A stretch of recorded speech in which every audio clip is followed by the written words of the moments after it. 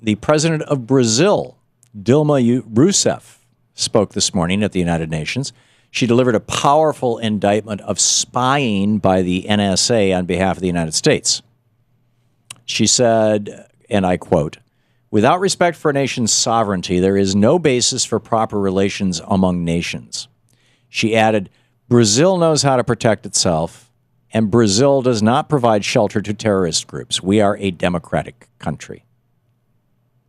The Brazilian president was so outraged at the American spying, both on her country and on her personal emails and her personal life, that she canceled a state dinner with President Obama.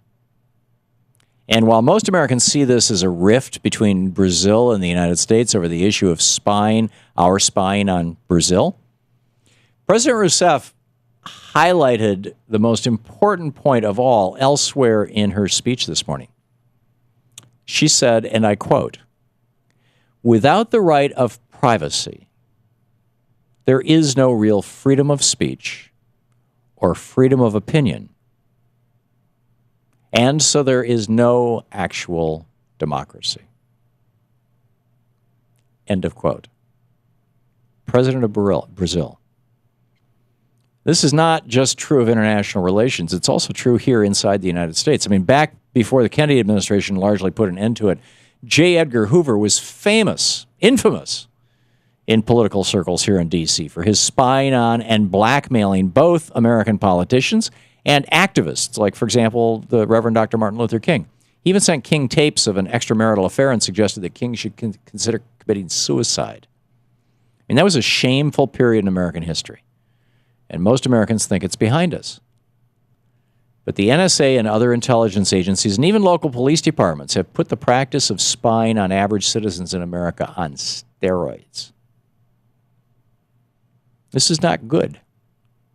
As Brazil's president points out, without privacy, there can be no democracy. Democracy requires opposing voices. It requires a certain level of reasonable political conflict. And it requires that government misdeeds be exposed. And that can only be done when whistleblowers and people committing acts of journalism can do so without being spied upon. And in fact, I think a larger problem here is that well over half, some estimates run as high as 70% of the NSA's budget has been outsourced to private corporations. These private corporations maintain an army of lobbyists here in Washington, D.C., who are constantly pushing for more spying and thus more money for their clients. So with the privatization of intelligence operations, the normal system of checks and balances that would keep government snooping under control has broken down. We need a new church commission to investigate the nature and scope of our government's spying, both on us and on people like President Rousseff of Brazil, our allies.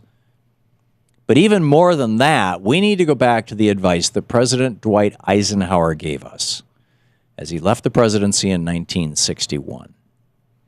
Eisenhower warned about the rise of a military-industrial complex, suggesting that private forces might, in their search for profits, override the protective mechanisms that keep government answerable to its people.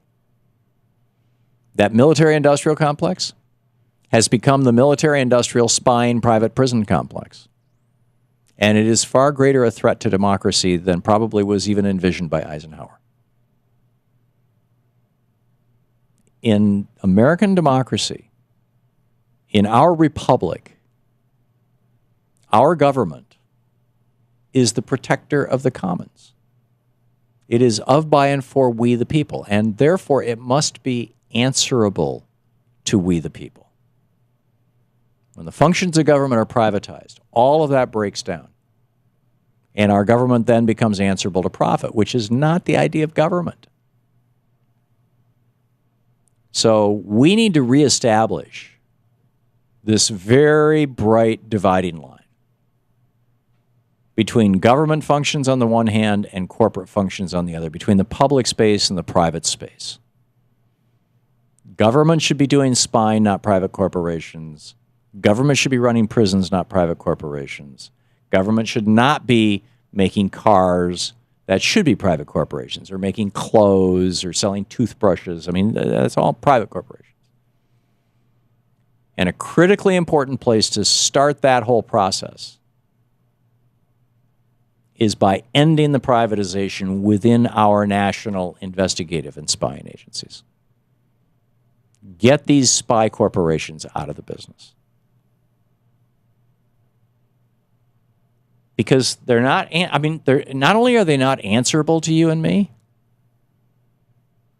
their mission, arguably by law, go back to, Dodge v. Ford and the Michigan State Supreme Court back in the 30s, I think it was. By law, they have to answer to profit first. So you've got a corporation that is spying on people, like the one Ed Snowden worked for, or the one the shooter Navy Yard worked for. Apparently, both of them really worked for companies that were contracting to other companies that were contracting to the government, and it's like there's this whole giant gravy train that the Navy Yard shooter, I think, was 3 levels deep in. He was working for a little company that was working for a bigger company that was working for HP that had this contract with the federal government, if I'm recalling my chain of command correctly. Why? If we're going to have spies, if we're going to have people doing, and the company that vetted both Ed Snowden and the Navy Yard shooter, it's the same company. It's a private corporation. We've privatized our security, our background checks. This is nuts. It's time to bring back the public space. So, anyhow, my rant for the day.